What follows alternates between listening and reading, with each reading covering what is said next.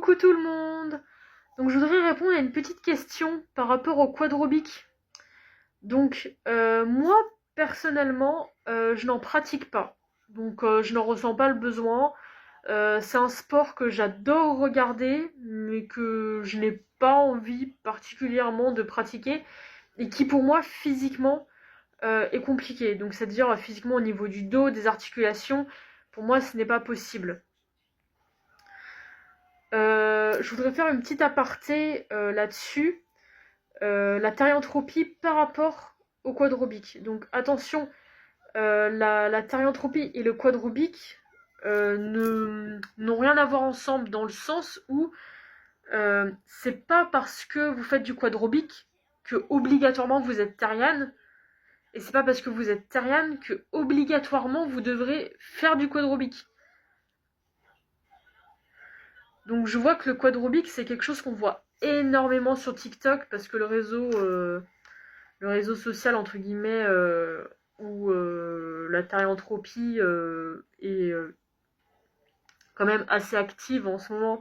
Ça va beaucoup être TikTok, donc ça va beaucoup être de jeunes et je sais qu'il y a beaucoup de désinformation et de gens qui sont mal informés, etc. Et en fait qui ne sortent pas du réseau social TikTok. Donc pour les plus jeunes, je vous invite vraiment à sortir de TikTok pour vous informer. C'est-à-dire ne restez pas que sur TikTok. Je sais qu'il y a des bonnes informations sur TikTok, mais ne restez pas que dessus. Allez vous informer aussi ailleurs. Et voilà, aujourd'hui tout le monde a Internet, tout le monde a accès à Google, etc. Donc clairement, n'hésitez pas quoi. Alors je sais qu'il y en a peut-être qui doivent se dire que je fais du quadrobique dans le sens où dans certaines vidéos vous allez me voir prendre un peu certaines positions un peu animales, etc. Et faire certains comportements, certains gestes et tout ça et tout. Et en fait si vous voulez ce n'est pas du quadrobique ce que je fais. Donc le quadrobique, faut bien expliquer que c'est un sport. Et les comportements que moi je peux avoir dans mes vidéos, etc., ou même celles que vous n'allez peut-être jamais voir, parce que vous allez peut-être jamais les voir en vidéo, ces comportements animaux que je peux avoir, ce n'est pas du quadrobique, c'est-à-dire que je ne pratique pas du sport quand je le fais, quand je vais le faire, quand je vais me balader n'importe où, je prends pour l'exemple la forêt, quand je me balade en forêt, quand je vais avoir ces comportements-là, même si des fois je peux me mettre en position un peu basse, semi-accroupise, etc. Enfin, semi-accroupise, c'est aussi où ça se dit, je crois. Semi-accroupise et que je vais faire quelques pas un peu à quatre pattes, etc. Ce n'est pas du quadrobique. Je ne fais pas de sport à ce moment-là. C'est vraiment ma thérianthropie qui parle et ces comportements que je peux avoir ou ces gestes que je peux avoir animal, ce n'est pas du quadrobique. À ce moment-là, je ne suis pas essoufflée, mon cardio n'a pas augmenté d'un coup, etc. Je n'ai pas couru, je n'ai pas...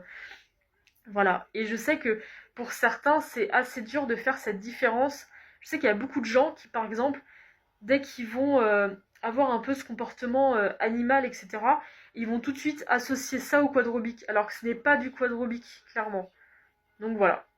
Donc je tenais à faire cette petite parenthèse. On m'avait aussi posé la question, est-ce que c'est galère? Oui, pour moi c'est galère. Voilà, je suis une adulte de 25 ans. Je pèse quand même mon poids, même si voilà, je suis un peu quand même un peu enrobée quand même. Voilà, je n'ai plus la souplesse que j'avais quand j'avais 17-18 ans, même un peu plus jeune, etc. Donc pour moi, oui, le quadrobique c'est compliqué. J'aime beaucoup regarder ce sport, etc. Mais je n'ai pas forcément envie d'en faire. Et voilà. Et je me porte très bien comme ça. Et voilà. Donc n'oubliez pas que si vous êtes terriane, vous n'êtes pas obligé de pratiquer du quadrobique.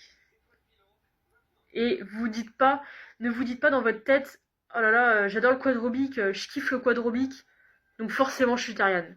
Voilà. Ça c'est vraiment la parenthèse que je tenais à faire.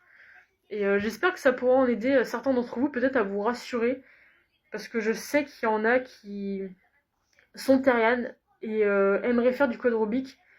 Et du fait qu'ils n'arrivent pas à faire du quadrobique parce qu'ils ont des stéréotypes en fait, enfin, qui marchent à quatre pattes, etc.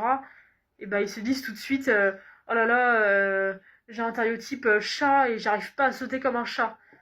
Voilà, donc surtout ne vous dites pas ça, quoi. C'est pas parce que vous avez un stéréotype chat et que vous n'arrivez pas à sauter comme un chat que votre stéréotype c'est pas le chat ou quelque chose comme ça, vous voyez. Moi j'ai un kintype sirène selkie. Je kifferais nager aussi rapidement qu'une sirène, mais ce corps m'en empêche. Le sport, la monopalme m'aide énormément à ressentir cette vitesse sous l'eau. Mais voilà, ça s'arrête là, quoi. Mais voilà, dire que si vous êtes un terrien de chat, vous êtes obligé de sauter comme un chat. Dire que dans ces cas-là, tous les gens qui font de la natation ont des stéréotypes aquatiques, tous les gens qui, je sais pas, qui aiment l'altitude, ils ont des stéréotypes volatiles, si vous voulez, vous voyez, oiseaux, etc., etc., etc. Voilà, c'est comme on dit, votre stéréotype, il n'est pas forcément relié à ce que vous faites dans votre vie ou à ce que vous pratiquez, etc., etc. Vous voyez, par exemple, moi, je me verrais, j'ai un stéréotype hibou grand-duc, par exemple. Jamais vous me verrez sauter en parachute. Ça me terrifie, littéralement. J'adore voler, j'adore l'avion, mais sauter en parachute ou faire du parapente, non, ce n'est pas pour moi, clairement pas. Donc voilà, c'était juste pour faire cette petite parenthèse et j'espère que je vous ai quand même assez bien expliqué. Et je vous fais des bisous et à la prochaine.